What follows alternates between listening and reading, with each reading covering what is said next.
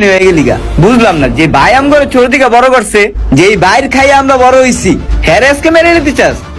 আর দৌড়ে বেড়া, তুই চুপ থাক। যে ভাই আমার জানা হেবারে দিয়ে আমি কি করবো? তোর আমি 30 লাখ দিমু, তুই বড় বড় মাইরালা। কি কইছি বুঝছস? মাইরালা 30 লাখ? না না না না না না, আমরা বড় ভাই ছোট ভাই কি বেমানি করবো ভাইয়ের লগে? ওইব না, তোরই মেরালামু।